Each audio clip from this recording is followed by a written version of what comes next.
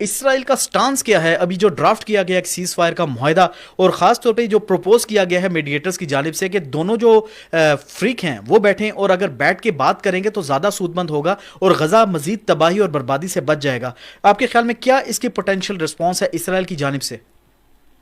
देखें, इजराइल कभी भी ये मुआहदा नहीं करेगा और उसकी दो बुनियादी वजूहात हैं। जी।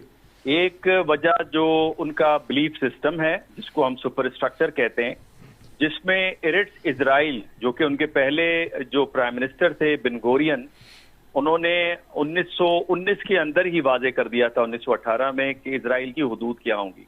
सही। तो ग्रेटर इजराइल का जो कॉन्सेप्ट या ख्वाब था, ये उस वक्त से शुरू है।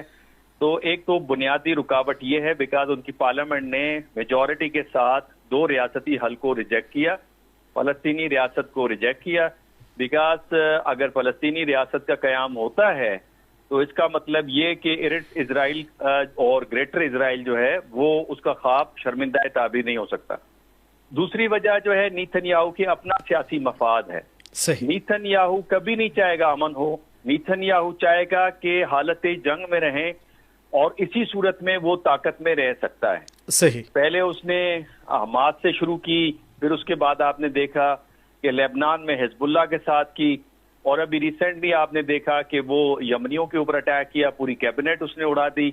हालांकि ये न्यू नॉर्मल है इंटरनेशनल पॉलिटिक्स में, कभी भी पॉलिटिकल लीडरशिप को टारगेट नहीं किया जाता। ये फकत इसलिए टारगेट कर रहा है कि वो पलट के हमला करें और ये फिर बता सके कि उन्होंने हम पे हमला किया है, हम जस्टिफाइड हैं, हमें right of self protection and security है। तो हालत जंग में इस बहाने से वो चले जाएंगे। और ये इजराइल की पुरानी पॉलिसी है कि वो वॉर के अंदर रहकर वॉर के कॉन्टेक्स्ट में इथनिक क्लिनजिंग करते हैं फलस्तीनियंस की।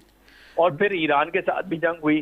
तो ये दो बुनियादी वजूहात, एक उनका आइडियोलॉजिकल फैक्टर, सुपर स्ट्रक्चर का फैक्टर, और दूसरा जो पैटी पॉलिटिकल इंटरेस्ट है नेतन्याहू का कि for longer period of time वो पावर में रहे, वो कभी भी अमन की बात नहीं करेगा। और बदकिस्मती से जो अमेरिका है, हालांकि बहुत सारे कॉन्फ्लिक्ट्स उसने रिजॉल्व करवाया, जैसे इंडिया पाकिस्तान में प्रेसिडेंट ट्रंप ने कलीदी किरदार अदा किया जिसका वो इज़हार 40 मरतबा से ज्यादा कर चुके हैं, अफ्रीका में किरदार अदा कर चुके, और ईरान इजराइल जंग के अंदर भी उनका किसी हद तक किरदार आपको नजर आता है। लेकिन गजा के मामले के अंदर वो उस तरह से नजर नहीं आ रहे एक्टिव। और उसकी बुनियादी अगेन जो वजह है वो जूइश लॉबी है, और दूसरा खुद प्रेसिडेंट ट्रंप के भी मफादात हैं, वो जब बात करते हैं ट्रंप टावर की गजा के अंदर।